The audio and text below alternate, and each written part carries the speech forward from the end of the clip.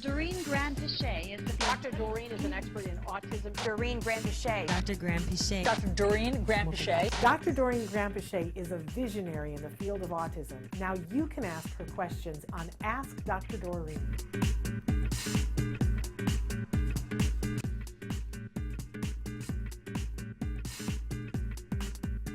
I'm going to go to Sajal, who writes in and says, hello and thanks. I'm from India. I've been using skills and on your advice have increased ABA from 7.5 hours a week to 20 hours a week. And I can see the difference. I have two questions. Great. Whenever he is looking at something visual, like screens, posters, showing words, like putting on your mask, animal stickers, moving trees, paper, his interaction referencing drops. And number two, when I ask him what he did in school, ABA, play, etc., he can tell a few things, but not like in a full paragraph. I have to ask direct questions after he tells me 2 to 3 things, and he is 4.5 years old. And they say, thank you so much for previous advice. Love Sure. that. Yeah, I'm just making a sentence. I'm just making notes for myself. What was the first part? Could you repeat the first part of their? Absolutely. Whenever he's looking at something visual, like screens, posters showing words, like putting on your mask, animal stickers, moving trees, moving paper, his interaction referencing drops, which I think is really interesting.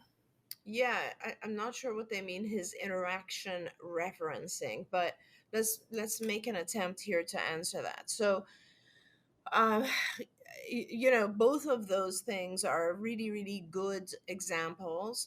And I would say you clearly, and I love it when people have already started to kind of really understand what ABA is all about. And you definitely are a parent that has learned to identify the details. And I love that because that's kind of how you move forward. And in both of these scenarios, you do a shaping procedure. So whether it is a matter of he looks at something and then his referencing drops to like one sentence or one word, you start at that baseline and you start to reward an increase in that. Again, as I said to the previous viewer, prompts when we want to increase just the length of a sentence or just an increased shaping of a sentence, you can use like, I need 2 words now. One is just not going to get the reward. I need 2.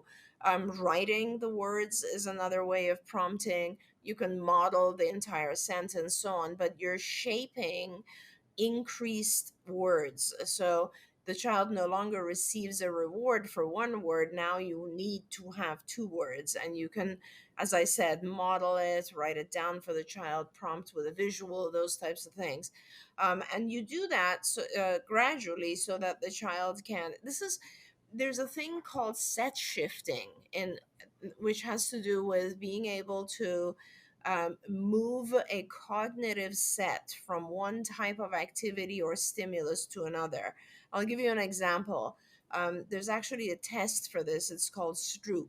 And this test gives you, like, it's a screen and it'll show you, or a piece of paper, right? And on the paper, you will have a whole scattered numbers, like 1, 2, 3, 4, just all over the page.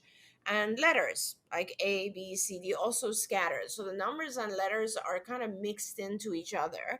And then you ask the child to start with, let's say, 1, but then to go to A, and then 2, and then B, and they're drawing a line. So 1 to A, to 2, to B, to 3, to C, like that. And that is a practice, and you'll see how difficult it is for children, sometimes even for adults. It is a difficult task, but it forces you to shift sets. And so you're going from numbers to alphabet, and that is difficult to do. You can shift sets with lots of different things. An example is, a child is watching TV and you're calling their name and it's almost like they don't hear you, right? And it sounds like he might be having a little bit of difficulty with set shifting. So you can practice those types of activities as well as try to show him a stimulus and increase his verbalizations or his referencing through shaping. The second part of the question is kind of the same thing. It's good that he's talking about school and that he's saying like a few phrases. That's good in itself. And all you have to do is now require more. And you basically, you can give him a piece of paper that has, 5 numbers on it. And so he will know now he has to say 5 things about school. And once he's done that, you can give him a reward, like get him ice cream or whatever it is. Again, you can hold up fingers, that type of thing. And it's just a matter of shaping a longer experience. Now, what's hard is that you don't know really what happened in school. What I would suggest is that you ask the teacher, if possible, to send a note home. Sometimes teachers have a notebook where they can just write in a couple of sentences about like just the mundane things that happen in school. And then you want also to ask the teacher to write if anything out of the ordinary happened. And the reason for that is that it is important for us to not just to teach our kids to tell you what happened, but they have to put it in an order. And if you think about it, if something unusual happens, our kids should talk about that first, right? When you ask them how was your day at school, they should start with, oh, the fire alarm went off. We had to all go line up outside, that kind of thing. And then they can tell you maybe, oh, and I had lunch with so and so, and the rest of the normal stuff, the ordinary stuff. So get some notes from the teacher, and then you can go about teaching those things. Wonderful. Of course, I have a game to recommend. Yeah, perfect. Question number 1, because honestly, I'm looking at a bunch of people. We've all done a lot of Zoom meetings since this all has started, right? And you know how most Zoom meetings, people just sit and talk, right? And people have gotten very used to like just not reacting to the screen. And I love when I'm on with a good presenter who then asks questions and forces people to interact. And it really messes with some people's heads. So is it any wonder that our kids who've had so much screen time in COVID have started to think of it as not being interactive and that they don't do anything else except just stare at the screen?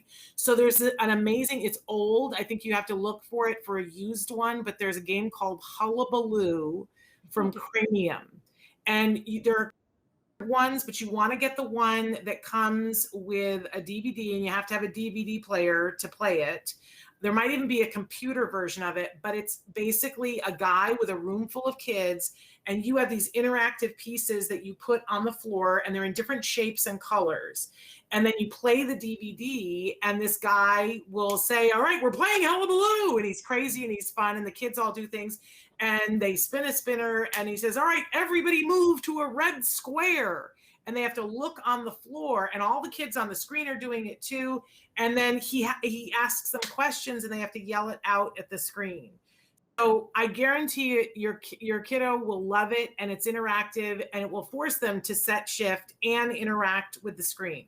So Hullabaloo, Cranium, I don't think they make it anymore because, I don't know. But you can probably find an old one on eBay. It's because I love games, Dr. Granpeesheh. Yeah. And if you can help. Absolutely. And on that note, our toy guide is coming up soon, huh, Shannon? Our toy guide is coming up soon. So make sure you guys are staying tuned for that. I'm working hard on it. Okay. Thanks for watching Autism Live. If you found anything helpful in this video, please give us a like. In fact, make sure that you smash that subscribe button on YouTube and give us a like on Facebook. You can also follow us on Twitter and Instagram for important updates. And please download our free podcast wherever you get your podcasts. See you next time. Until then, give your kiddos a hug from me and one for you too. Bye-bye for now. To subscribe, click here. And if you'd like to check out some more of our videos, click here.